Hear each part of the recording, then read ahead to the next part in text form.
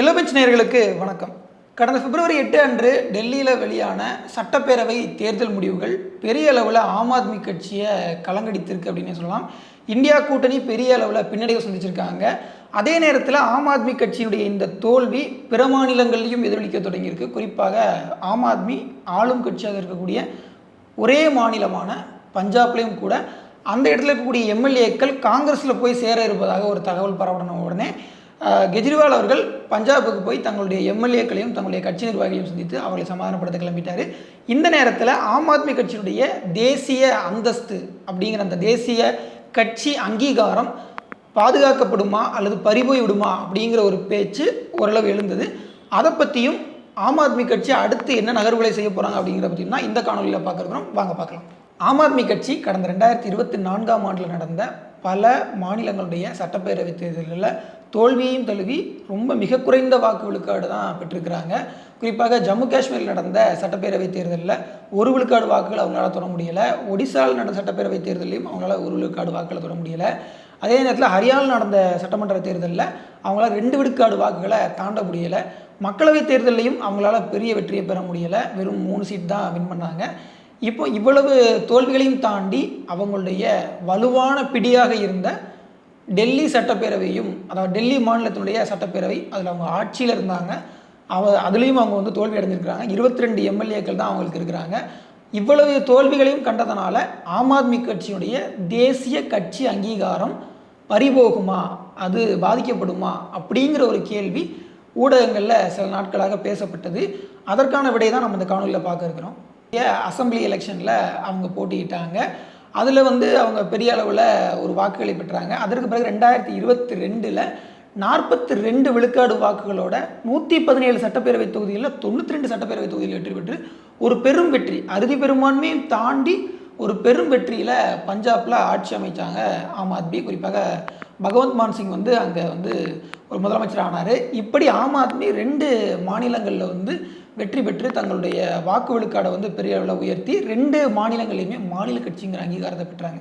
அது மட்டும் இல்லாமல் 2022 குஜராத்தில் நடந்த சட்டப்பேரவை தேர்தலையும் போட்டியிட்டு அதில் 12.9 விழுக்காடு வாக்குகளோட 5 சட்டப்பேரவை தொகுதிகளில் வெற்றி பெற்று சட்டமன்ற உறுப்பினர்களையும் 5 சட்டமன்ற உறுப்பினர்களையும் பெற்று அங்கேயும் மாநில கட்சிக்கான அங்கீகாரத்தை பெற்றாங்க. அதோடு கோவாவில் நடந்த சட்டப்பேரவை தேர்தலையும் போட்டியிட்டு அங்கேயும் கிட்டத்தட்ட 6 விழுக்காடுகளுக்கும் மேலே வாக்குகளை பெற்று 2 சட்டமன்ற உறுப்பினர்களையும் வென்றெடுத்தாங்க. சரி, ஆம் ஆத்மி கட்சி கடந்த காலங்களில் தோற்ற பல மாநில தேர்தல்கள்னால ஆம் ஆத்மி கட்சியுடைய தேசிய கட்சி அங்கீகாரம் பாதிக்கப்படுமா, பறிபோகுமா அப்படிங்கிற கேள்விக்கு ஒரு கட்சிக்கு தேசிய கட்சி அங்கீகாரத்துக்கான அடிப்படை வரையறைகள், தகுதிகள் என்னென்ன அப்படிங்கிறத இந்திய தேர்தல் ஆணையம் வரையறை செய்திருக்கு. அதன்படி த election symbols reservation and allotment order 1968 படி ஒரு கட்சி தேசிய கட்சி அங்கீகாரம் பெறுவதற்கான அடிப்படை வரையறைகள் என்ன அப்படின்னா, அது 4 மாநிலங்களில் நடக்கக்கூடிய தேர்தல்களை, சட்டப்பேரவை தேர்தலாக இருக்கட்டும், மக்களவை தேர்தலாக இருக்கட்டும், அதில் அவங்க போட்டியிட்டு 6 விழுக்காடு வாக்குகளை பெற்றிருக்கணும், 4 மக்களவை உறுப்பினர்களை பெற்றிருக்கணும், அல்லது 3 மாநிலங்களில் 2 விழுக்காடு மக்களவை உறுப்பினர்களையாவது அவங்க பெற்றிருக்கணும், அல்லது 4 மாநிலங்களில் மாநில கட்சி அங்கீகாரம் பெற்றிருக்கணும். அப்படிப்பட்ட கட்சிகளுக்கு அவங்க தேசிய கட்சி அங்கீகாரம் வழங்குவது அப்படிங்கிறது கடந்த கால நடைமுறையாக இந்திய அரசியலில் இருந்து வந்திருக்கு. அதன் அடிப்படையில் கடந்த 2023 அன்றைக்கு ஆம் ஆத்மி கட்சிக்கு தேசிய கட்சி அங்கீகாரம் வழங்கப்பட்டது. அதற்கு காரணம் அவர்கள் அந்த ஆண்டில் நடந்த பல மாநில தேர்தல்களில் மாநில கட்சி அங்கீகாரம் பெற்றதும் அதிக விழுக்காடு வாக்குகளை பெற்றதும் ஒரு முக்கியமான காரணம். அதனால் அவங்க வந்து தேசிய கட்சி அங்கீகாரம் பெற்றாங்க. சரி, ஒரு கட்சி தேசிய கட்சி அங்கீகாரம் பெறுவதனால அந்த கட்சிக்கு என்ன நன்மை, ஏன் எல்லா கட்சிகளும் தேசிய கட்சி அங்கீகாரம் பெறணும் அப்படின்னு துடிக்கிறாங்க அப்படின்ற கேள்விக்கு நம்ம விடைய பார்க்கணும். குறிப்பாக ஒரு கட்சி தேசிய கட்சி அங்கீகாரம் பெற்றுருச்சுன்னா இந்தியா முழுக்க அந்த கட்சிக்குன்னு ஒரு தனி சின்னம் ஒதுக்கப்படும். அந்த சின்னத்தை வேறு யாருக்கும் கொடுக்க மாட்டாங்க அப்படிங்கிறது மிக முக்கியமான ஒன்று. அதனால் அந்த கட்சி மற்ற தேர்தல்களில் மற்ற மாநிலங்கள்லையும் போட்டியிட்டு தங்களுடைய அந்த அரசியலை விரிவுபடுத்துவதற்கான வாய்ப்பு அந்த கட்சிக்கு நல்லாவே இருக்கும். அத்தோட 40 நட்சத்திர பிரச்சாரகர்களை அந்த கட்சி வந்து வைத்துக்கொள்ளலாம் அப்படிங்கிற ஒரு இது இருக்குது. அதோட அந்த கட்சிக்கான அலுவலக இடங்களை கோருவதற்கான உரிமையும் அந்த கட்சிக்கு இருக்குது. அண்மையில் வந்துட்டு அரவிந்த் கெஜ்ரிவால் அவர்கள் வந்து தன்னுடைய முதல்வர் இல்லத்தை காலி செய்யும்போது ஒரு தேசிய கட்சியுடைய ஒருங்கிணைப்பாளராக இருக்கிறாரு, அதனால் அவருக்கு அலுவலகம் கேட்கக்கூடிய உரிமை இருக்குன்னு அது கூட கேட்டாங்க. இப்படி சில உரிமைகள் இருப்பதனாலையும் சில முன்னுரிமைகள் கொடுக்கப்படுவதனாலும் தான் தேசிய கட்சி அங்கீகாரம்ன்றது என்றைக்குமே இந்திய அரசியலில் பெரும் தாக்கத்தை ஏற்படுத்தணும் அப்படின்ற நோக்கம் கொண்ட கட்சிகளுக்கு மிக முக்கியமான ஒன்றாக இருக்குது.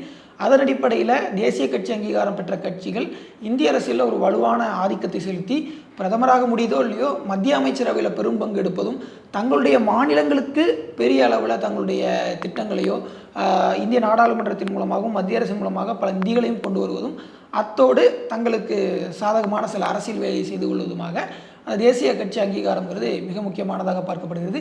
இன்றளவில் இந்தியாவில் 6 கட்சிகள் தான் தேசிய கட்சி அங்கீகாரம் பெற்ற கட்சிகளாக இருக்குது.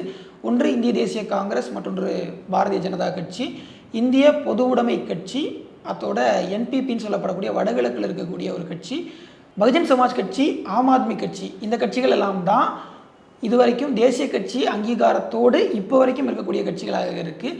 அதே நேரத்தில் சிபிஎம், அதாவது இந்திய மார்க்சிய பொதுவுடைமை கட்சி கடந்த காலங்களில் தங்களுடைய கட்சி அங்கீகாரத்தை இழந்திருக்கிறாங்க. திரிணாமுல் காங்கிரஸும் இழந்துட்டாங்க. இப்படி 3 கட்சிகளை வந்து தங்களுடைய தேசிய கட்சி அங்கீகாரத்தை இழந்திருக்கிறாங்க அப்படின்றதும் மிக முக்கியமானது. ஆம் ஆத்மி கட்சி இப்போது தேசிய கட்சி அங்கீகாரத்தை இழக்க இருக்கிறதா அப்படின்னு கேட்டிங்கன்னா கிடையாது. ஏன்னா ஏற்கனவே நடந்த பல மாநில தேர்தல்களில் அவங்க 6 விழுக்காடுக்கும் மேலே வாக்குகளை பெற்று நிறைய எம்எல்ஏக்களையும் வென்று நிறைய எம்பிக்களையும் வென்று அவங்க 4 மாநிலங்களையும் மாநில கட்சி அங்கீகாரம் பெற்றிருப்பதனால அவங்களுடைய தேசிய கட்சி அங்கீகாரம் அந்தஸ்து பாதிக்கப்படாது அப்படிங்கிறதான் உண்மை. சிலர் அந்த தோல்வியினால் அவங்க பெரிய சோர்ந்து போயிடுவாங்க, தேசிய கட்சி அங்கீகாரம் பறிக்கப்பட்டுரும் அப்படின்லாம் கூட சொல்கிறாங்க. அதை தாண்டி பஞ்சாபில் இப்போ ஒரு பெரிய பிரச்சனை போய்கிட்டு இருக்கு. பஞ்சாபில் ஆம் ஆத்மி கட்சி இப்போது ஆட்சியில் இருக்குது. ஆம் ஆத்மி கட்சி ஆட்சியில் இருக்கக்கூடிய ஒரே மாநிலமாக இப்போது பஞ்சாப் மட்டும்தான் இருக்குது. தமிழ்நாட்டில் உள்ள பலரும், ஏன் சில பத்திரிகையாளர்கள் கூட ஆம் ஆத்மி கட்சிக்கு ஏதாவது ஒரு பிரச்சனைனா அது பாஜக தான் செஞ்சிச்சு அப்படின்னு நினச்சிக்குவாங்க. ஆனால் வட இந்திய அரசியல் என்பது இங்கே இருக்கக்கூடிய கள அரசியலுக்கு முற்றிலும் வேறான அரசியல். அங்கே ஆம் ஆத்மிக்கு எதிரி பாஜக மட்டும் கிடையாது, காங்கிரஸும் தான் அப்படிங்கிறது ஒரு மறுக்க முடியாத உண்மை. அங்கே காங்கிரஸ் மிகப்பெரிய அளவில் பாஜகவுக்கு ஒரு நெருக்கடியை கொடுக்குற மாதிரி ஆம் ஆத்மிக்கும் ஒரு நெருக்கடியை கொடுக்குறாங்க அப்படிங்கிறது மறுக்க முடியாத உண்மை. பஞ்சாபில் இருக்கக்கூடிய காங்கிரஸ் தலைவர் பிரதாப் சிங் பாஜ்வா 30 ஆம் ஆத்மி எம்எல்ஏக்கள் எங்களுடைய கட்சிக்கு வந்து இணைய இருக்கிறாங்க அப்படின்னு பேச அது அரவிந்த் கெஜ்ரிவால் அவர்களுக்கு ஒரு பெரிய கலக்கத்தை கொடுத்துருக்கு. அதனால் உடனடியாக பஞ்சாபுக்கு சென்று உட்கட்சி பூசல் எதுவும் இருக்குதா, உண்மையாகவே 30 எம்எல்ஏக்கள் போக போகிறாங்களா அப்படிங்கிற பல விஷயங்களையும் பேசி கட்சி நிர்வாகிகளையும் கட்சி எம்எல்ஏக்களையும் சமாதானப்படுத்தி கட்சி தன்னுடைய கட்டுக்கோப்புக்குள்ளே தன்னுடைய கை விரல்களுக்குள்ளே வைக்கணும் அப்படிங்கிற முயற்சியில் ஈடுபட்டிருக்கிறார் அப்படிங்கிறதும் தெரிய வருது. அதே நேரத்தில் பஞ்சாபில் இருக்கக்கூடிய லூதியானா தொகுதியும் காலியான தொகுதியாக இருக்குது. அதனால் அங்கே ஒரு இடைத்தேர்தல் அறிவிக்கப்படும் பட்சத்தில் ஆம் ஆத்மி சார்பாக ஒருவேளை அரவிந்த் கெஜ்ரிவால் அவர்களே போட்டியிட்டு அவர் பஞ்சாப் அரசாங்கத்தில் ஒரு முக்கிய அங்கம் வகிக்கலாம் அப்படிங்கிற ஒரு அரசியல் கருதுகோளும் நிலவி கொண்டு தான் இருக்கிறது. 2026க்கான பட்ஜெட் 25 மார்ச்சில் 25-26க்கான பட்ஜெட்டை அவங்க போடணும். அதன் அடிப்படையில் பஞ்சாபில் பட்ஜெட் போடும்போது வருகின்ற அந்த லூதியானா தொகுதியினுடைய இடைத்தேர்தலை மனதில் வைத்து தான் அவங்க அந்த பட்ஜெட்டை போடுவாங்க. அதில் பட்ஜெட்டில் வந்துட்டு குறிப்பாக அந்த இடைத்தேர்தல் சார்ந்து இடைத்தேர்தலில் மக்களை கவரும் வண்ணம் பட்ஜெட் போடுவாங்க அப்படின்னு பார்க்கப்படுது. அரவிந்த் கெஜ்ரிவால் லூதியானா தொகுதியில் போட்டியிடுவாரா, பட்ஜெட் எப்படி அமையப்போகுது, பஞ்சாப் ஆம் ஆத்மி உடையுமா, அங்கே ஆட்சி கலையுமா அப்படிங்கிற பல கேள்வியையும் தாண்டி 2027 தேர்தலில் பஞ்சாபில் ஆம் ஆத்மி என்ன பண்ண போகுது அப்படிங்கிற ஒரு கேள்வியும் சேர்ந்தே இருக்குது.